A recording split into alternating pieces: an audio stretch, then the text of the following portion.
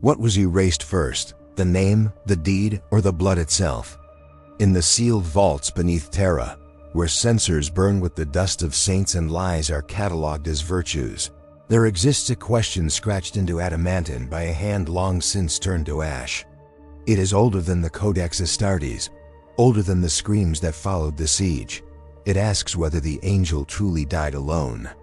The Imperium answers with silence, because silence has weight, and weight can bury sins for 10,000 years. This chronicle awakens not as revelation, but as revenant, clawing its way from Forbidden's archives where time itself recoils. The eternal war does not forget, it merely waits. Here, amid the echo of ruined stars and prayers recited by rote, a bloodline stirs that should not exist, one born not of hope, but of contingency, whispered into being when even the primarchs feared extinction. Sanguinius fell beneath a blackened sky, wings broken, blood soaking the decks of the vengeful spirit like a final benediction. History remembers the martyrdom, the perfect death, the angel slain so mankind might endure. Yet the moments before that end were not empty. As the traitor fleets closed and prophecy collapsed into inevitability, Sanguinius is said to have bled not only onto steel, but into gene vats sanctified by desperation. The Emperor never spoke of this, nor did Malcador record it cleanly. Fragments remain contradictions, half-sealed orders, references to a redundancy of grace. In an age where gods walked and bled, contingencies were acts of faith. The angel foresaw extinction not as defeat, but as silence, and silence terrified him more than death. Thus, beneath the thunder of war, something was hidden away, wrapped in scripture and denial, left to gestate in the long night after glory. The blood angels inherited his rage and his sorrow, but they were not the only heirs. Deep within a forgotten orbital reliquary, orbiting a nameless red dwarf, lay sarcophagi marked with sigils that predated the chapters. Their occupants were neither legion nor experiment, but testament angels shaped from a purer echo of Sanguinius' gene seed, untempered by Gilliman's laws. These warriors were never awakened to serve openly.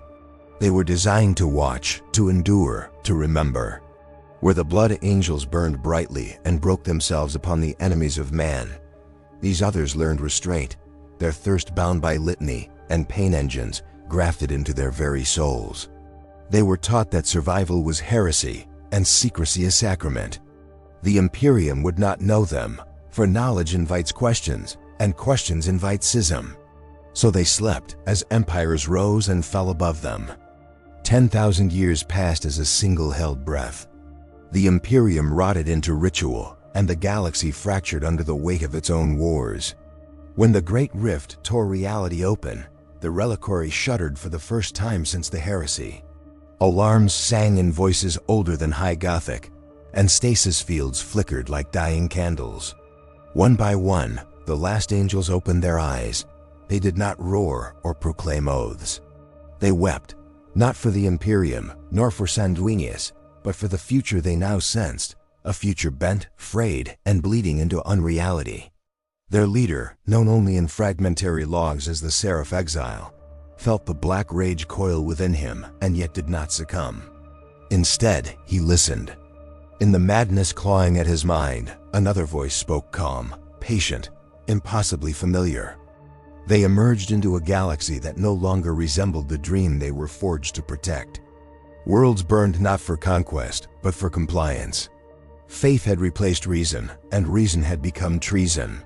The last angels moved as shadows through this decay, striking where the warp bled through reality, sealing demonic incursions with methods unrecorded by the Ordo Malleus. Survivors described crimson-winged figures who did not chant, who did not demand praise, who vanished as soon as the rift closed. Inquisitorial reports flagged these accounts as mass hysteria. Yet the data scribes hesitated before deleting them. Something in the imagery resonated too closely with Forbidden's iconography. The ecclesiarchy tightened its grip, declaring new litanies against false angels. Faith, once a shield, had become a weapon turned inward. And somewhere within the Noctis Aeterna, the Seraph Exile began to doubt whether mankind was still the species Sanguinius died for. The Black Rage is a curse remembered through blood and pain, but for the last angels it manifested differently. They did not relive the Primarch's death, they remembered his doubt. Visions plagued them of Sanguinius standing before the golden throne, not in glory but in hesitation, wings folded, eyes dark with foresight. These memories were not theirs, yet they burned as truth. Apothecaries of the Blood Angels would have called it corruption. The last angels called it inheritance. Each battle sharpened the visions, revealing fragments of a choice never recorded, a moment where the angel considered survival over sacrifice. Such heresy could unmake chapters, yet it bound the last angels together in grim unity. If Sanguinius had wavered, then perfection itself was a lie, and lies were the true enemy of mankind. Their existence could not remain hidden forever. On a cathedral world drowning in warp storms, a joint force of Adeptus Sororitas and Blood Angels encountered them amid collapsing spires. The clash was brief and brutal, brother against brother, him against silence. Helm optics recorded gene markers identical yet divergent, as though time itself had forked. Before explanations could be demanded, the Seraph Exile spoke a single phrase over open Vox words, traced to pre-heresy prophecy. The Blood Angels froze, their rage faltering, recognition flickering like a dying star. In that heartbeat, the last angels withdrew, leaving behind not bodies, but doubt. Chaplains declared the encounter a demonic deception. Yet the red thirst surged uncontrollably afterward, as if stirred by something long denied. Secrets, once glimpsed, refused to be unseen. In the shadows of the Imperial Palace, where even custodians tread carefully, ancient systems stirred. Gene locks keyed to a dead Primarch responded to signals they should not recognize. The Seraph Exile dreamed of Terra, though he had never seen it, and woke with tears burning like acid. He understood then that their awakening was not coincidence, but summons. Something beneath the throne was failing not machinery, but memory. The Emperor's silence had shifted, becoming strained, as if holding back a truth too catastrophic to release. The last angels were not weapons. They were witnesses forged to survive the revelation that the Imperium could not. As they set course for Sol through corridors of madness and light, the warp itself seemed to recoil, whispering their name in fear. The chronicle ends not with battle, but with an absence. Astropathic choirs recorded a momentary echo, a pulse of grief so vast it drowned entire subsectors in silence. No enemy was identified, no victory claimed.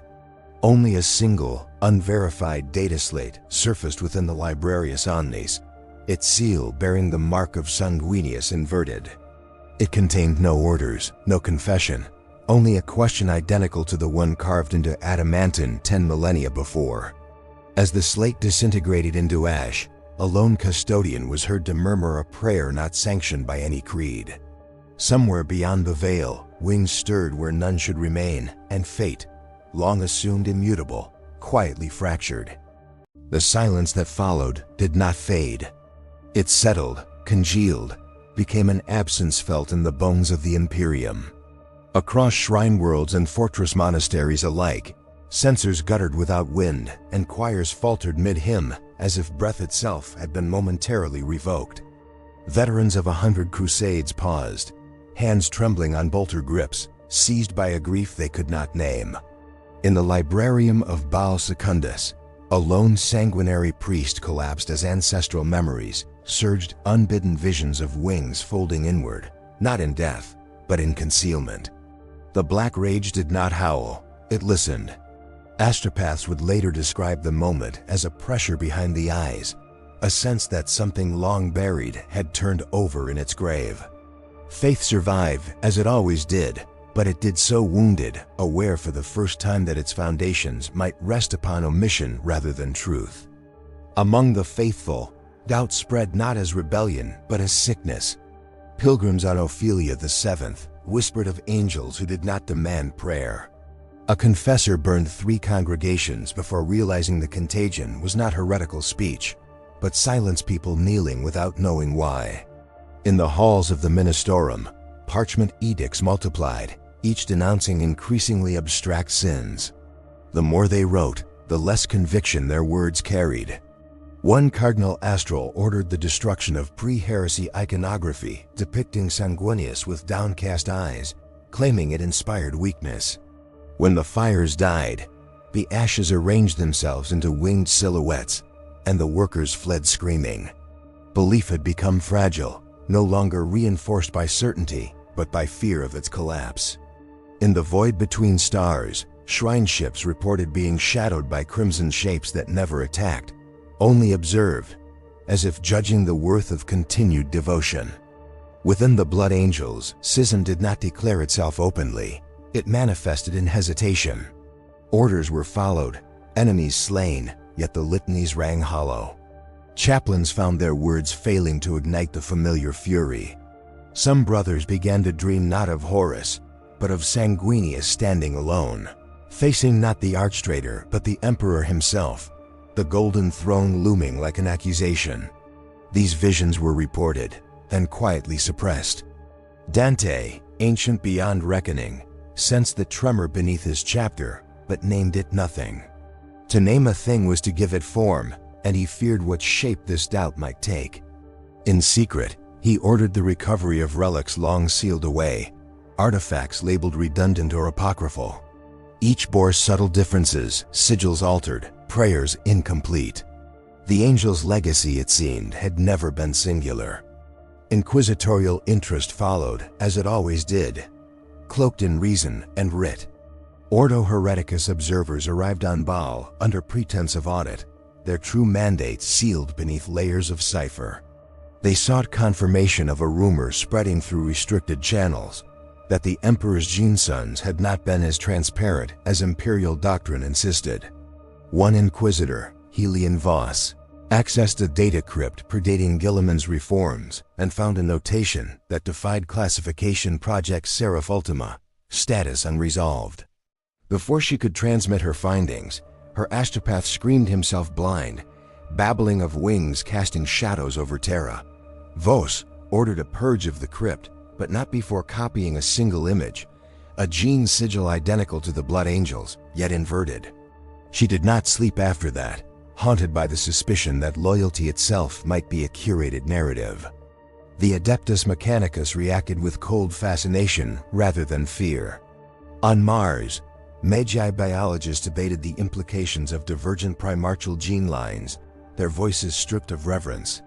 If a hidden bloodline existed, it represented not heresy but data loss and inefficiency in the Emperor's grand design.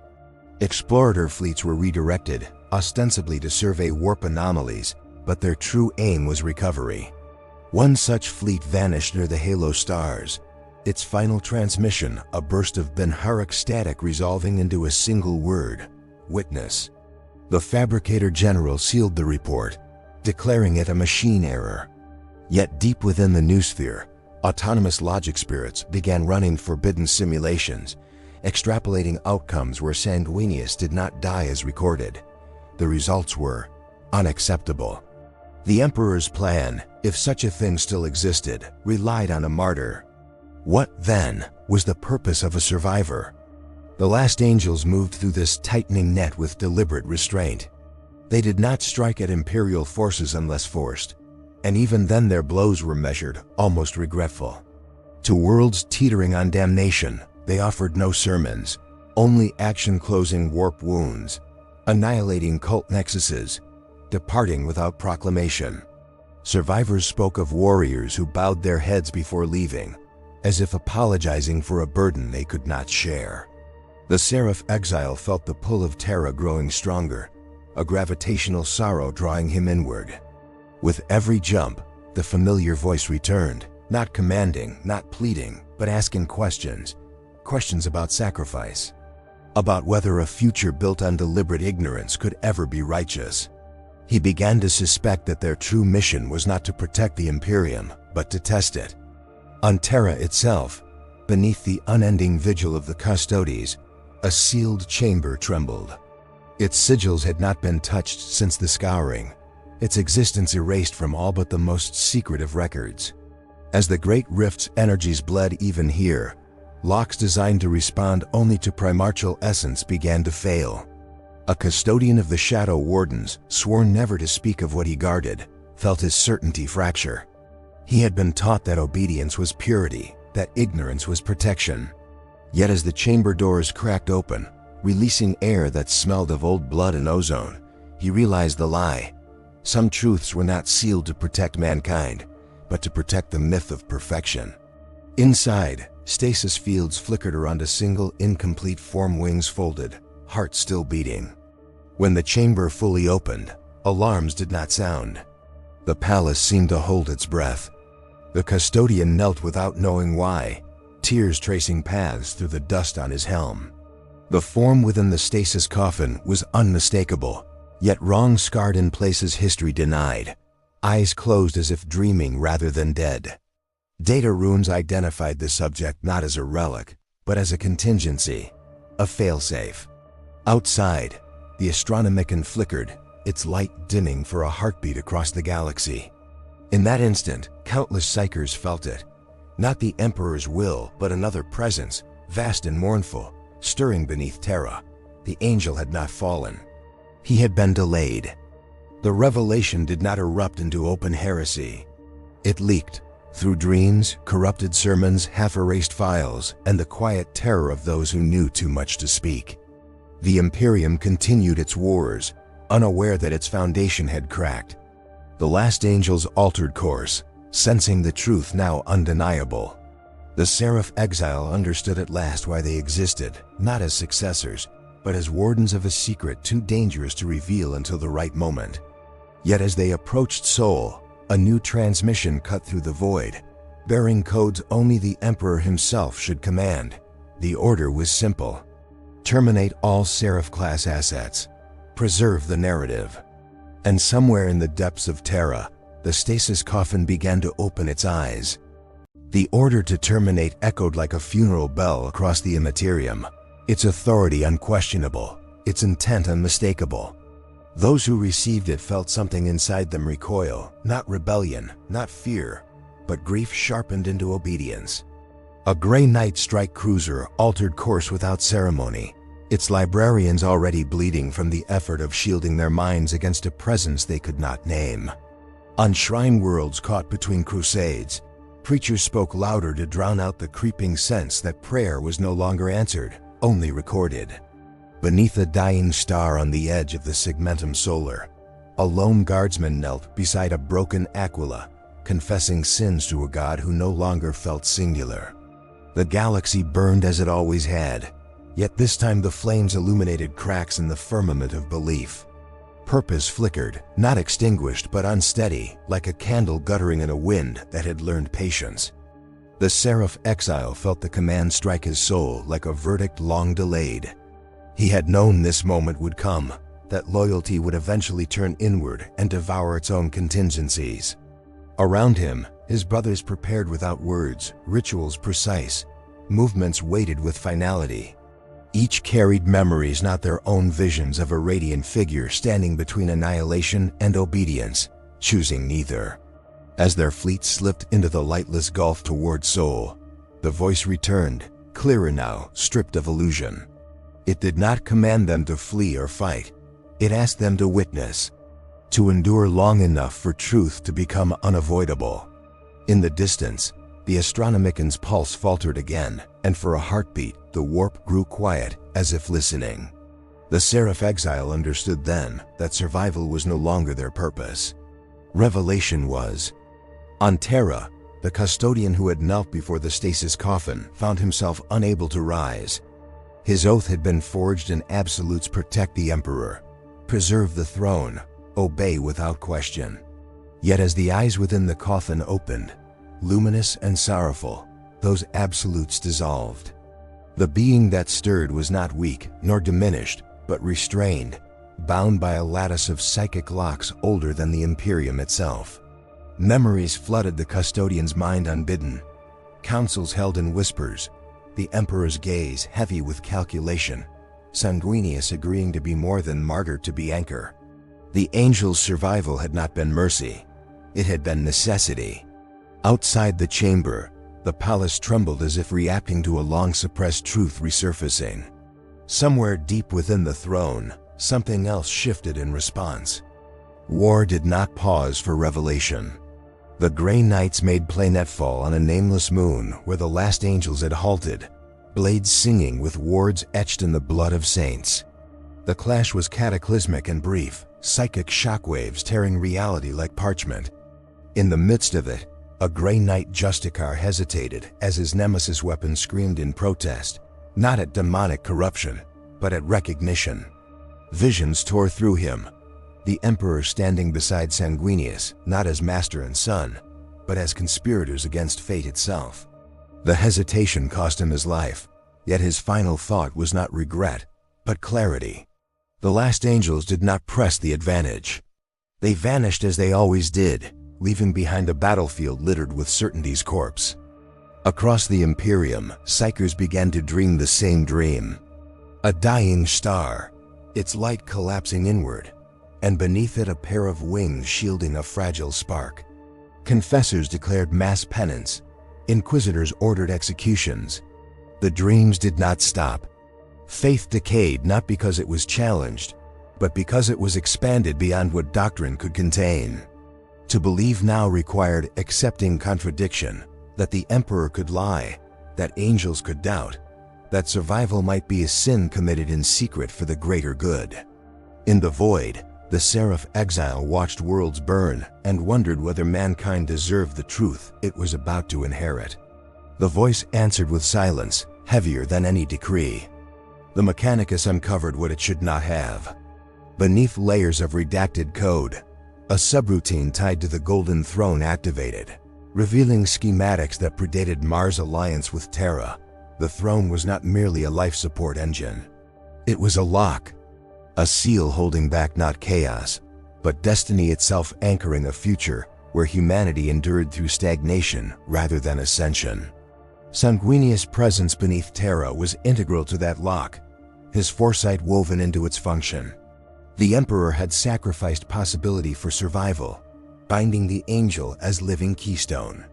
The last angels were created as redundancy should the lock fail. The Magos who discovered this attempted to purge the data. The Noosphere refused. As the Seraph fleet breached the Sol system, alarms screamed across Terra. Not invasion warnings, but internal failures cascading beyond containment. The Astronomicon flared violently, then steadied, its light tinged crimson. The custodian rose at last, understanding now that his duty had never been singular. He keyed open the coffin fully, and Sanguinius stepped out, wings unfurling with the sound of 1,000 breaking chains. He did not speak. He looked toward the void, toward his hidden sons approaching through fire and denial. In that gaze was neither judgment nor absolution, only resolve tempered by grief. The Emperor stirred upon the throne, the first true movement in 10,000 years. Psychic shockwaves rippled outward, flattening choirs, shattering wards, rewriting prophecies. Those sensitive enough felt it as pain and relief intertwined. The Emperor had known this moment would come, that stagnation could not last forever. Sanguinius' survival had been a delay, not a solution. Now the choice returned, sharpened by millennia of suffering. To maintain the lock was to condemn humanity to eternal war. To release it was to invite transformation no one could control. As the last angels entered orbit, the Seraph exile felt his purpose crystallize. They were not wardens or witnesses. They were keys. Across the galaxy, fate trembled, its carved bones cracking under the weight of truth. And beneath Terra, as father and son regarded one another across a gulf of unspoken guilt, the lock began to fail on purpose. The Sol system became a cathedral of tension, every orbital platform a choir holding its breath. Fleets aligned in silence, guns tracking ghosts rather than enemies. Those sworn to Terra felt their oaths tighten like chains around the heart. A Navy admiral stared at the pale curve of holy Terra and wondered when duty had begun to feel like treason. Below, billions prayed in unison, yet the sound did not rise, it sank, pressed down by the knowledge that faith had been weighed and found conditional. The Astronomican's crimson hue pulsed like a wounded star, and navigators screamed as familiar routes twisted into unfamiliar geometries. The galaxy was reshaping itself not through violence, but through decision. Silence grew so thick that when the first macro cannon cycled, the sound felt obscene, a profanity against a moment that demanded contemplation rather than fire. Within the Imperial palace, Sanguinius walked halls he had last seen as prophecy. Servitors recoiled as his shadow passed, their logic engines stuttering. He felt the weight of eyes custodians torn between reverence and terror, priests whose faith cracked at the sight of a living angel contradicting 1,000 sermons. Memories bled into the present, standing beside the emperor as the heresy loomed, agreeing to be bound so mankind might endure, knowing that endurance without hope was its own damnation. The emperor's presence pressed against his mind, vast and weary, threaded with regret. Words passed between them without sound, a communion of shared guilt. The throne groaned, its ancient mechanisms protesting the strain of a future reconsidered. Outside, thunder rolled across Terra's skies, not from storm, but from the universe itself bracing for consequence. The last angels made their approach under fire that hesitated. Defense lasers tracked them, then drifted aside, crews unable to reconcile orders with what their senses reported. The Seraph exile stood at the viewing port, helm removed, feeling Saul's gravity like a judgment. His brothers murmured litanies not taught by any chapter, words inherited rather than learned. He remembered being forged in darkness, told that survival was sin, secrecy salvation. Now, as Imperial guns faltered, he felt the quiet grief of that lie. They were not sins. They were postponements. When a lance strike finally speared through their escort, the fury that followed was not rage, but sorrow, swift and surgical. Every act of violence felt like apology written in blood. Across the Imperium Nihilus, the consequences rippled. Warp storms shifted, opening passages where none had existed, closing others with merciless finality. A crusade fleet vanished mid-translation, its last signal, a hymn cut short. On a plague-ridden world, a dying mother felt peace for the first time as the red light in the sky steadied, and she named her child Angel without knowing why. Elsewhere, a shrine collapsed inward, crushing pilgrims beneath iconography suddenly revealed as hollow. The cost of devotion became visible, not in bodies alone, but in the years spent obeying narratives designed to endure rather than to be true. The galaxy did not scream at this realization. It whispered, and the whisper was more terrifying than any war cry. The Grey Knights regrouped in grim confusion, librarians racked by visions that contradicted their most sacred wards. One knelt alone in a sanctum, confessing to a god he no longer trusted fully. He saw the Emperor not as an infallible bulwark, but as a strategist forced into cruelty by cosmic inevitability.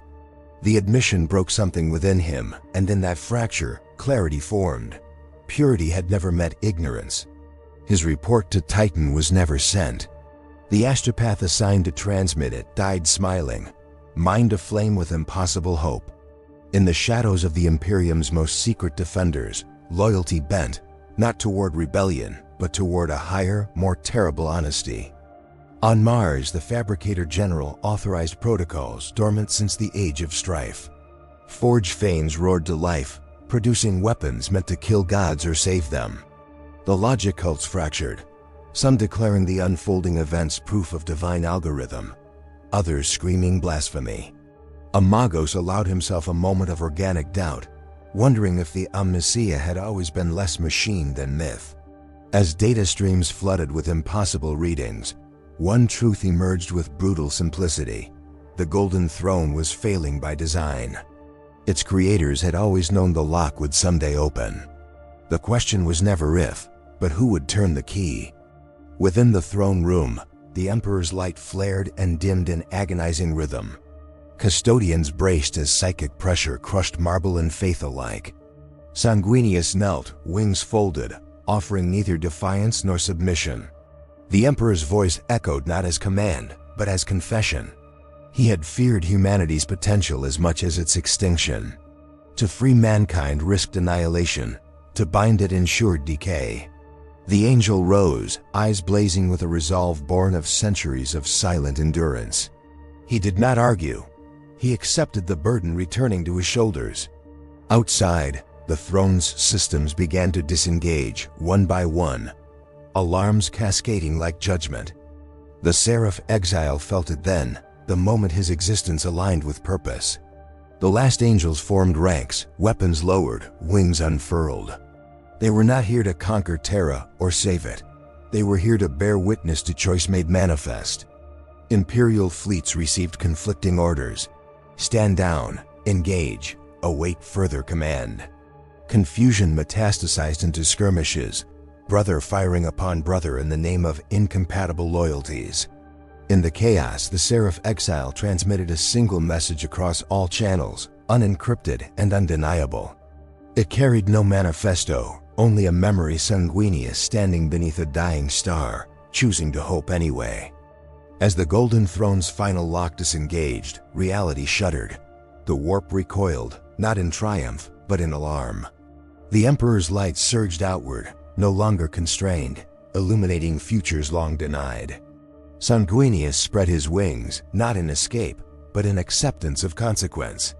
In that instant, the galaxy understood that the eternal war had been a holding pattern, not an end. The twist came not with destruction, but with possibility. The revelation that mankind's greatest enemy had never been chaos alone, but the fear of what it might become once unbound. And as fate drew back its arm to strike, the universe waited to see whether liberation would damn or redeem everything that followed. The moment breaks like glass across the Imperium. Alarms scream, then die. Orders half-spoken evaporate. Macro batteries fire without targets. Silence slams back harder than sound. In the throne room, reality fractures into overlapping truths. What was, what might have been, what must never be allowed again. The Emperor's light surges outward in jagged pulses, not wrathful, not merciful, but exposed, stripped of the careful restraints that once made him godlike rather than human. Custodians fall to one knee, then another, armor creaking under pressure that is not force but inevitability. Sanguinius steps forward as the floor fractures beneath his feet, each step an echo of 10,000 years denied. Outside the palace, the sky burns crimson and gold, and for the first time in living memory, Terra looks upward and feels seen. Chaos answers not with laughter, but with panic. The warp recoils in violent eddies, demonic hosts torn apart as their futures collapse inward. Prophecies unravel, names lose power. In the void, fleets drift as navigators claw their eyes out, screaming that the Astronomicon is no longer a beacon, but a question. The Seraph exile feels it like a blade sliding between ribs. The universe is no longer held in place. He orders his brothers forward, not to attack, but to stand. To endure. Lances rake their hulls. Boarding torpedoes impact. Screams flood the Vox. Short lines, sharp commands, blood on steel, wings torn. Yet none retreat. They form a living perimeter around Terra, not defenders of the throne, but guardians of a choice that cannot be undone.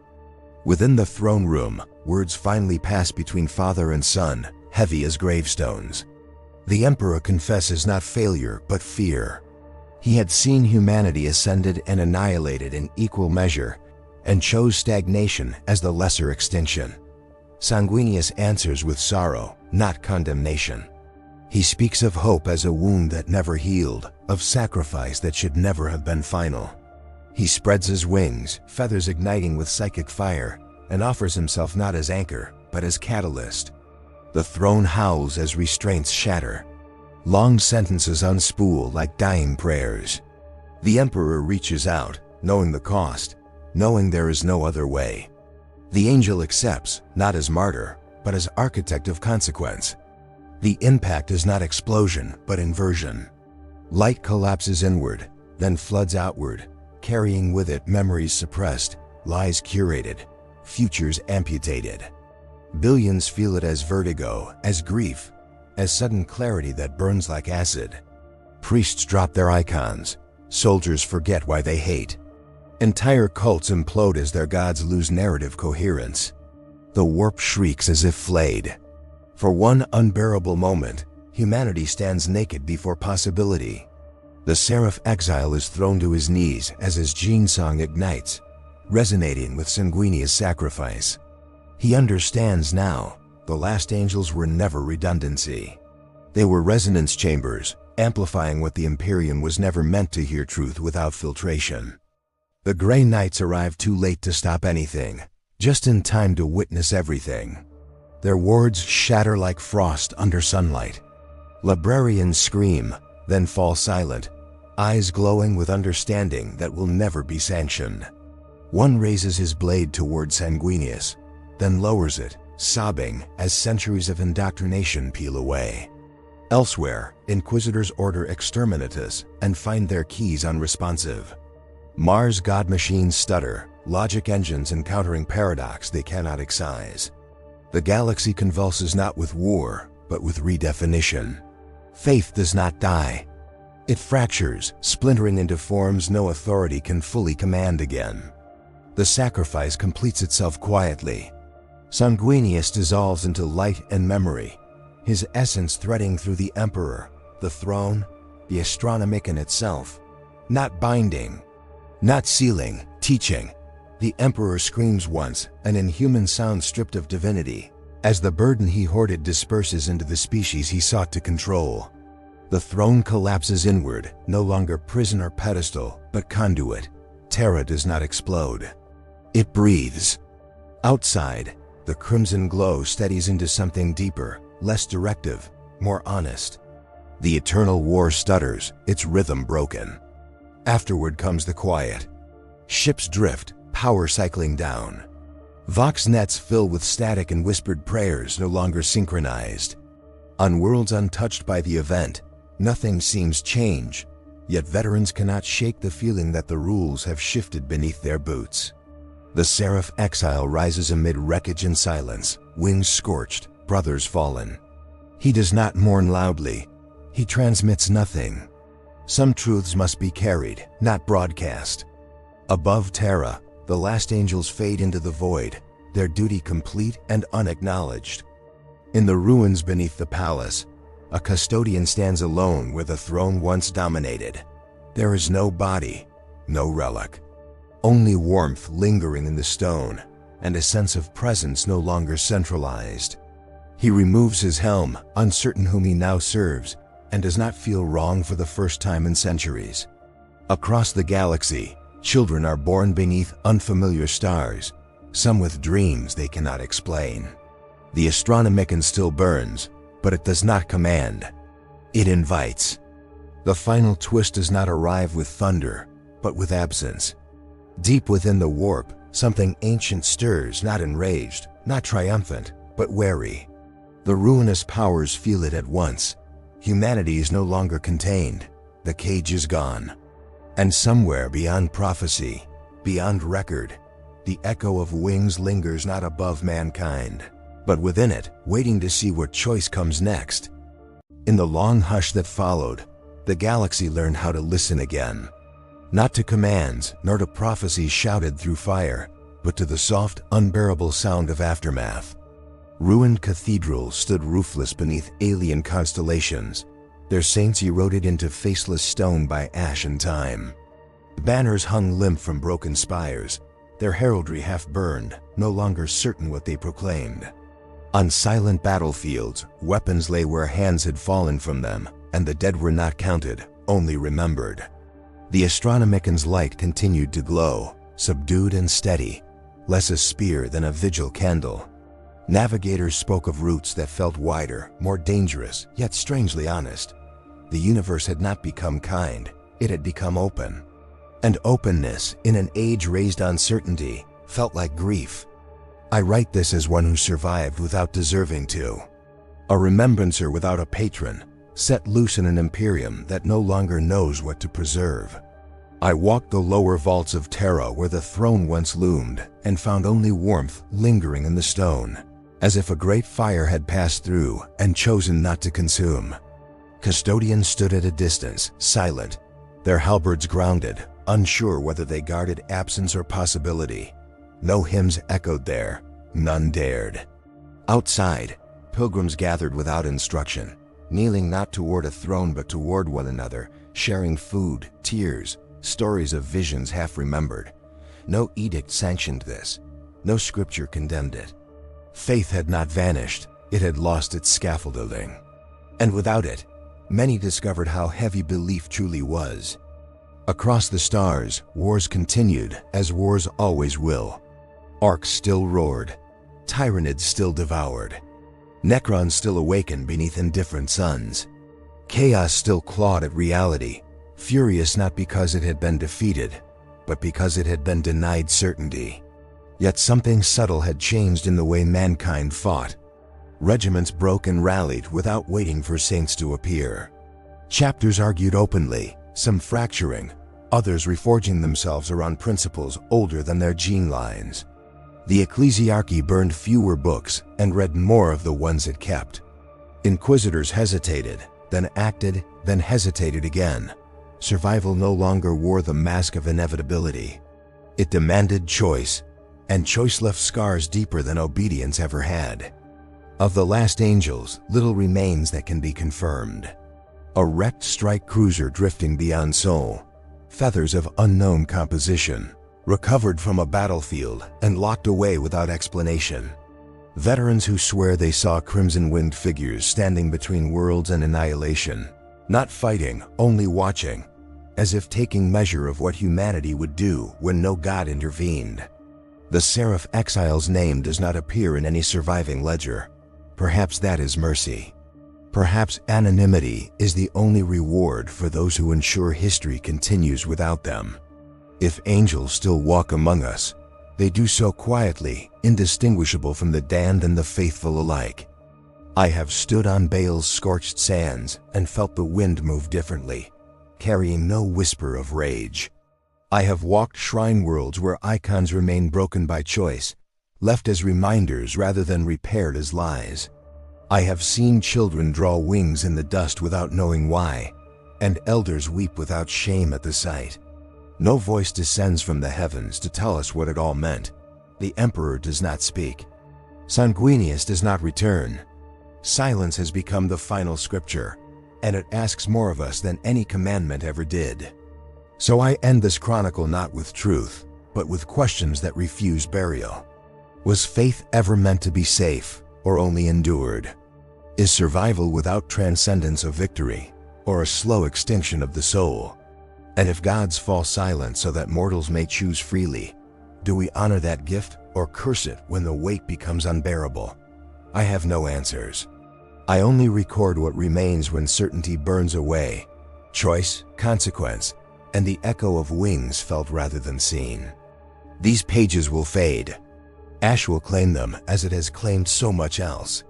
But if you have listened this far, then you too are a witness to what was lost, and what may yet rise from its ruin. If this chronicle stirred something within you, doubt, awe, grief, or resolve, stand with it a moment longer. Like, subscribe, share these forbidden echoes, and leave your thoughts in the comments below. In a dying age, remembrance itself is an act of defiance.